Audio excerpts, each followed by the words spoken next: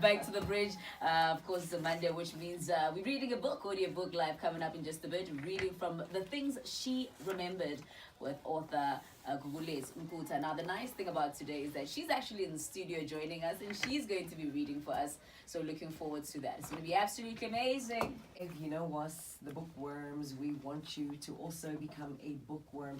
Appreciate content in written format and in like a book. You know, there's something special about books, putting time aside and just reading. We're joined in studio by Yes, Usisi Gugulethu Nomaswazi, who brought us flowers. Amazing. Oh, yeah, It was very beautiful thoughtful. Monday. Thank you so much. We've been getting flowers. We appreciate it. Nice We got touch. flowers on Friday. We're getting flowers today. UNID. Yeah. You know, which is great. And we're focusing on the book, The Things She Remembered. Now, you are a self-published author, born and raised in the southern South African township Sakani in the East Rand. Guatemala, right? Yes, East Yes. Rand. Boasting successful 17 years in corporate marketing and 10 years in executive decisions. And you took a new chapter in your life when you decided to write this book, The Things She Remembered. What exactly is the book about? So the book And is... welcome to the bridge. Yes, welcome to the bridge. Thank you so much, and to your listeners as well. The book is a novel, fiction-based, which sees a young girl by the name of Estelle, who takes through a journey of a 16-year-old, and she goes through many trials. So what I've tried and done in the past couple of years while writing the book was taking synopsis of the different places I've traveled, and this range from Vietnam to London to the US. Yeah. Because I got to find out, Loretta, that, you know, there's so much that makes us so common as people. We might differ in languages, but we go through the same trials. Absolutely. So the girl, for the first time, she sees one of her friends committing suicide, which is one issue we've got in our country. I mean, as we are between 10 and 24 of our young people, they commit suicide. And for the first time, that thing, I grasp her in depression, where she sees herself going through that. And at the age of 16 as well, she experiences a traumatic space of being raped. And it's not so much about what she goes through as she grows up, but it's a matter of saying what has been done to you. Because a lot of times we go through things not because of our own choices, but because things get done to us. Example where if a young child or a teenager, they live in a home, they live with the mother or the father, and they get raped, that child cannot just run off. They grow up with that pain. And she goes through that stage, but she sees herself really hiding through that secret, because the secret actually leaves her, guess what, pregnant with the man that actually raped her. And in self-defense, she kills him. So it's a very dramatic story which takes real synopsis of. So it's not based on my true story on anyone, but of what I see around me. So I write based on what happens around us and writing it internally. Even though you say it's fictional, you know, while I'm listening to you now, it sounds like the book is about one girl, right, who goes through all these things. Yes. You know what scares me is that, as you mention all these things, abuse, rape, all happening to one person, there are actually women or men or girls or young boys that have gone through that, that have been abused, that have been depressed, that have tried to commit suicide, that have been raped, you know, all these things that you mentioned. And like you're saying, you know, it's not even so much for female biased, and you just hit it on the name to say that even men, even young boys, but also, you know, the moral of the story at the end is that through self-forgiveness and restoration, that in after what you've experienced as a person, guess what? The power still lies in you. And for a lot of us, we can search through external forces, whether it's through God or whether it's through finding closure.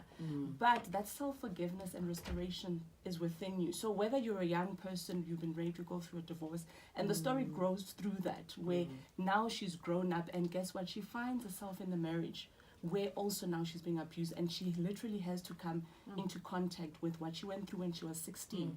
So it's the filters that a lot of us, we go through, you know, when putting up faces, trying to mimic and mask through the pain. But guess what? Life has a way of reminding you of the skeletons that you've gone through. And it's a matter of facing them.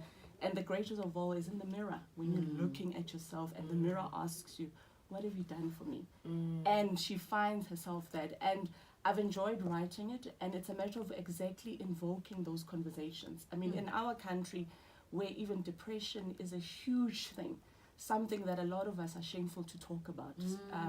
We always think, what will Mang say? Yeah. You know, I don't Because want we are always we are seen as strong, and you know, being depressed is seen as a weakness, or you've got problems, and you know, frowned upon. And there's absolutely nothing wrong with being weak. Yes. Yeah. And in our weakness, guess what? The strength comes in, because it's up until you realize your point of weakness. Then you realize actually there's an opposite to it. So the book takes that, and it is the things she remembered, because after she finds herself in self-defense and she wakes up not remembering how she killed her husband, she literally has to go through the trauma. You're giving away too much. I honestly want to read the book already, and I feel like, no, you're giving away too much. I can't wait to read it. Yes. You're going to read a passage from the book for us? I'm going to read a passage for you, and this is the first time the main character, Estelle, she's called Mini Lily by her favorite friend called Khanya. Okay. And they, for the first time, that little girl who commits suicide at school. So I'm going to read from that passage, if you can just allow me, and the listeners as well. Yes, please. Thank you. A month before the heat wave, my school had recently witnessed one of their classmates taking her own life. It was a normal summer day, but the clouds suddenly shifted just after 12 lunchtime. It had hailed for about 10 minutes on that day. It hadn't rained in the village of Mekom for more than 6 months, and everyone kept saying what a blessed day it was. The rain gods have agreed. We haven't had rain for a long time. The day always started off in the school bus with the usual, as children from different classes teased one another about something they had heard in the village, about someone's parents working in the big city. After first break, there was a sound of loud screaming from the grade 8 class, who were supposed to be having their PT class. The loud scream sounded like a child who had simply fallen and had a broken limb, and suddenly realizing that they were bleeding, they started crying. The sounds grew louder in pitch and in volume until there were more children screaming. Mrs. Fletcher stopped teaching and had run out. There were already children running past the classes in the direction of the gymnasium. Mrs. Fletcher didn't announce that the class was finished. She started running, and we all followed her. There was a scrambling at the door as some children had returned quickly from what they had seen. There she was, hanging from the ceiling, with her mouth open. It was madness, with all the teachers running from their classes and the ground staff looking for a step ladder and something to cut the rope with. All the teachers ran around, trying to stop the children who were running towards the gym to see what was happening. We didn't have assembly that day, and all our classes were cancelled for the next week. We were sent home not because of the clouds that showed a report of possible hail and rain, but because the school had suddenly experienced a dark cloud of death of one of their own. Mrs. Lim, one of the soccer coaches, ran so fast to find a stepladder, as the chair that she had tried to use was no good. She was powerless and useless, standing underneath the girl's dangling feet, and she couldn't reach the rope to cut her loose. It was too high. Everyone was screaming, and the teachers were shouting, "Go back to class. There's nothing to see," while others shouted, "You can't see this, go back." I stood behind the gym door watching what was happening as they cut the rope around her neck that had suddenly cut through her skin. She was bleeding through her nose and ears. It was later reported that before she had hung herself from the ceiling, she had taken poisonous pills. Sure. If you just tuned in, that is Gugulethu Nomaswazi, the author of Wow. Then she remembered. As you're reading the passage, because I'm a what do you call it when I've got a picture memory. I've Photographic. Yeah, I've got a very graphic memory. So as you are reading it, I'm visualizing this happen.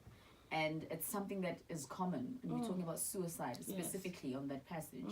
Something that is very common amongst young people, especially now. It's gone high, like you mentioned earlier on. Yeah. What am I taking from that book after reading it? You look at after everyone discovers that this girl, she's gone. Because once someone has committed suicide, we all left with questions. And everyone starts remembering. And I think if anyone has experienced a person who's killed themselves, you start taking back the steps to say, Mabane, what happened? What did she eat? But she was laughing. Why didn't anyone see? And it's amazing. What the caption yes. was. And Estelle starts asking herself to say, you know what, I used to see her and she used to seem very confident. She used to laugh. But it's very strange, I never greeted her.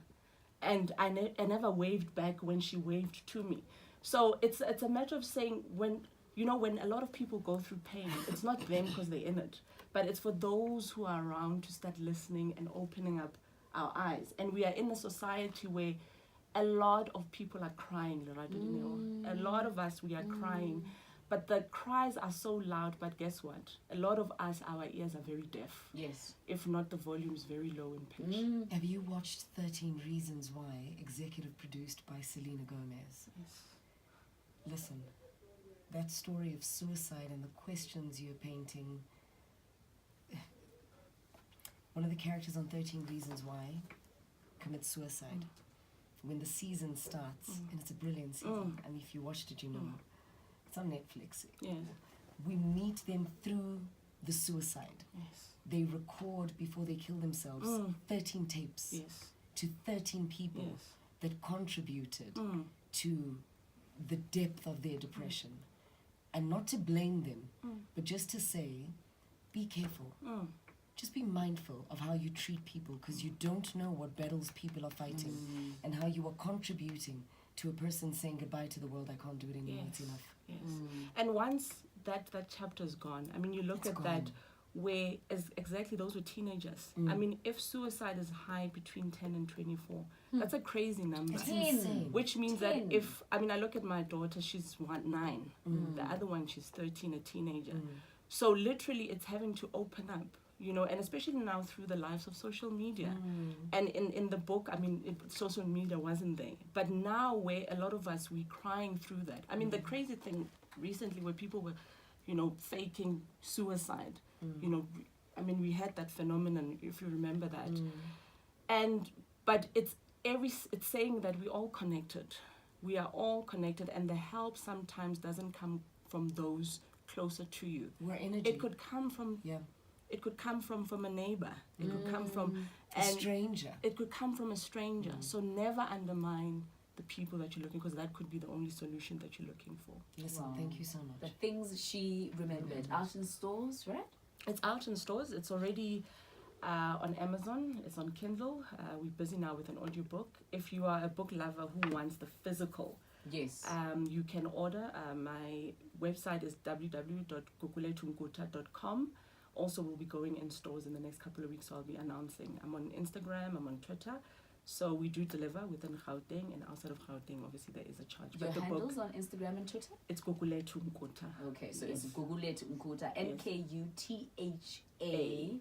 I'm looking forward to reading this book. It gave me the chills. I wish you could make a movie out of it. The things she remembered. You've just mentioned we're busy actually with just a short series out of this. Oh, so lovely. that is the aim, to extend it with the aim to teach. More than anything, it is to teach.